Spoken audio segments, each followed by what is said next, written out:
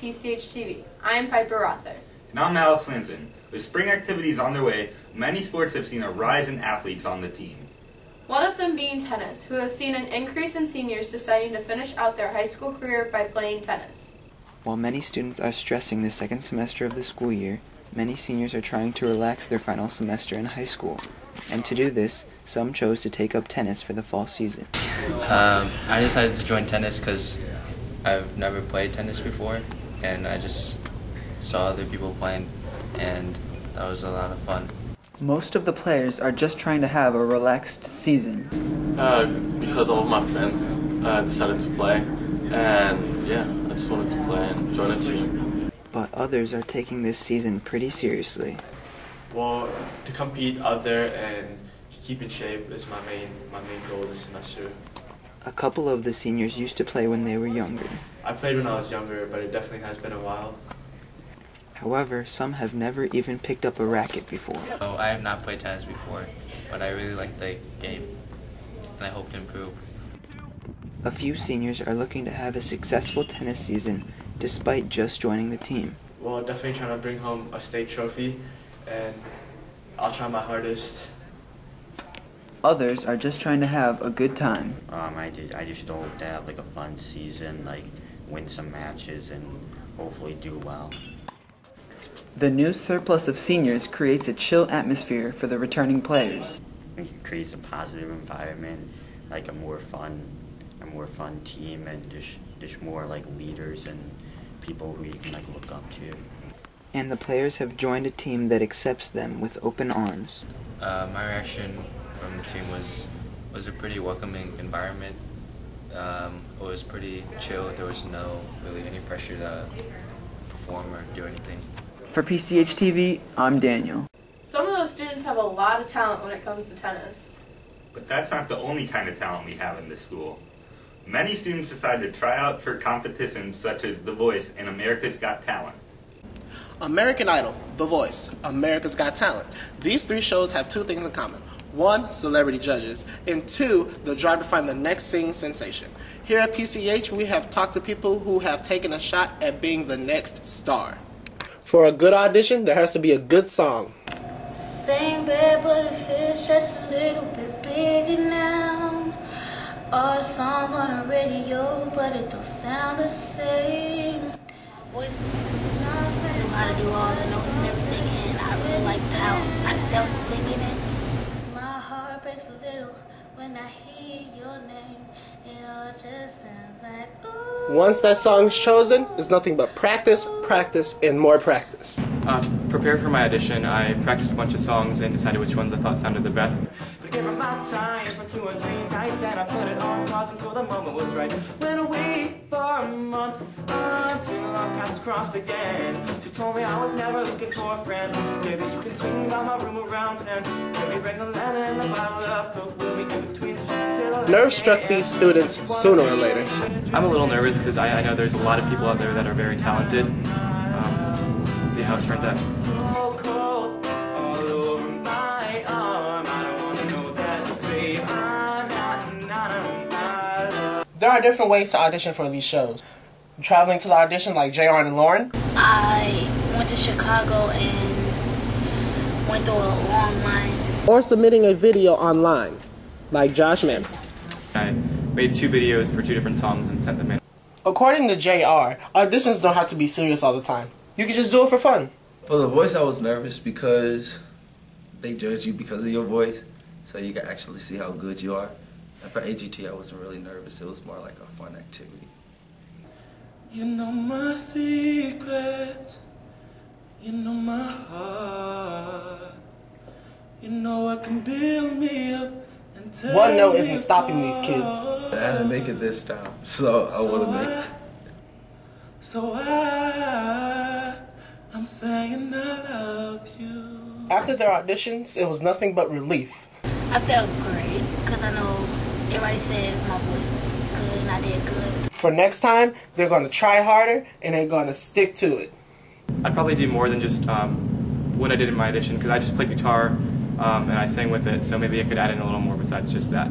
I kind of like was switching song to song, so be more like focus on what I'm there to do. So, should a chair turn around for them, or should they go to Hollywood? You decide. Trayshawn Stepney, PCHtv. Wow, those singers really seem to have some talent. I feel your pain. It happens to the best of us. I'm Alex Lansing. Luckily now I've been working on my skills, so... Maybe that's why your team didn't win. Well, here's a look into this year's dodgeball. The freshman Sudoku class attempted to make this year's dodgeball tournament a success, although the turnout was not what they hoped for. This year we don't have as many teams as we've had in the past. We usually do like a bracket system and they lose once and that's it. But this year we have enough where we're going to do a pool where 4 teams play each other and we rank them, and then the other 4 teams play each other and we rank them. So there's going to be a lot more play time, which I think is going to be good, and the teams get, you know, usually once they lose they're out, but this year they get to have a lot more time. With only 8 teams signed up to play, the bracket for the tournament was small compared to last year. Once the pools play out, it'll be ranked 1 through 4 from bracket A, ranked 1 through 4 from bracket B, and then the 4th place will play for 7th and 8th, and then the 3rd place will play for 5th and 6th, and so on. And so the only thing will really, I guess, count for the championship game is the 2 teams that end up ranking 1 and 2 after the pool tournaments. With less people playing, they let the teams get more games in and more playing time. It's 2 gyms. We'll have, each of the pools will happen in Gym A and Gym B, and then we will put, there's 8 teams and there's 5 students on each team. Freshman Sudoku still made an adequate amount of money despite the minimal turnout. It's for freshman Stuco, so eventually it's for freshman's prom. Coming in 2nd place last year, the Michaelmen really wanted to win again this year, so they came up with a new game plan and they talked about other teams who they played and who they wanted to beat. Attack the strong players and leave the weak ones for the end. If anyone gets out, you gotta catch them. The very last team championship round, because the trash talking was real. All-time high. But the best team won. We came out victorious. Joking about practicing 24/7, they really just came out to play for fun. Yes, we did. We have practices every Friday and Saturday in the gym at 9 to 12. And they were, if you did not attend them, you will run suicides until you puke. I'm Signal Over for PCHtv. Wow, they're throwing those dodgeballs so fast it's scary. Some people scare easily, as you can tell from this special April Fool's edition of Man on the Street.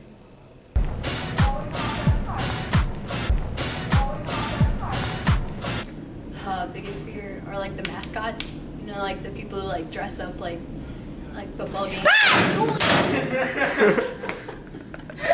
Snakes. Being trapped in the elevator.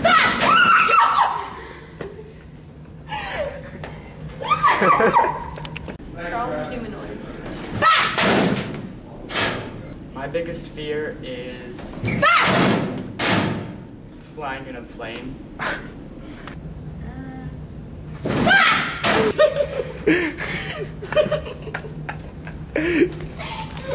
My biggest fear?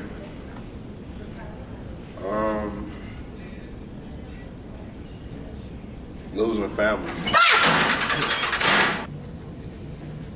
Probably a gunfight. My biggest fear is like falling off.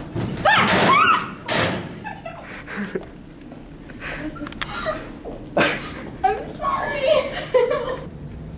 Spiders. Oh my god. Color. My biggest fear? I don't like the dark.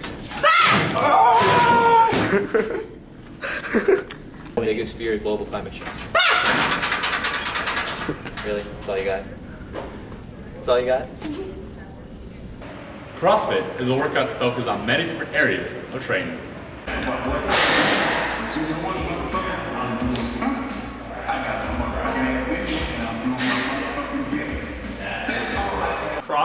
CrossFit's functional movements always varied at high intensity. So, you know, we utilize gymnastics, weightlifting, powerlifting, rowing, running, swimming, basically all modalities, and we mix them into one, and you get super fit.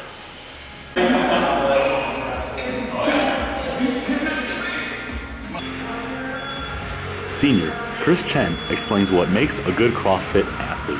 A good CrossFit athlete is, above all, really balanced. He's not. He's really strong in all areas, which means he's quick, but he also has endurance. He can do a lot of static movements, but he's also explosive. So it's just being a really well-rounded, flexible type of athlete. Many exercises can go into a CrossFit workout. It's really all about the basic stuff. So like deadlifts, push-ups, pull-ups. On the gymnastic end, you've got handstands, handstand push-ups, muscle-ups on the rings, rope climbs, the full broad spectrum. And then swimming. Swimming's another big thing that's just been happening the past 4 years. They put in competition. So that's big. What else? Powerlifting's always huge. Deadlift, back squat, bench press, all that stuff. In a competition, the athlete has to show consistency to excel. In competition in the CrossFit Games over a 3-day period, he might not win every event, but he's consistently good at every event to where at the end of the day, he's placed enough that puts him in the top. So he's done just enough to win. There'll be guys that'll beat him, there'll be guys that are better than him at certain events, but he's always coming out on top because consistency is always there. CrossFit, however, doesn't bring up controversy due to the extreme movements involved. CrossFit serves a purpose for certain people, but it's not designed for your average Joe. Anybody who works out 2 to 3 times a week and then jumps into CrossFit is probably going to have a hard time. Anybody who didn't go to college, doesn't have a base for Olympic lifting, generally has a pretty hard time transitioning into 40 or 50 burpees as fast as you can go. You're not designed to do that. For PCHtv, I'm Harley Whitehouse. Geez, that's some very intense training. You're right. That's all we have for this episode. For PCHtv, I'm Piper Rother. And I'm Alex Lanson, wishing you a happy April Fool's.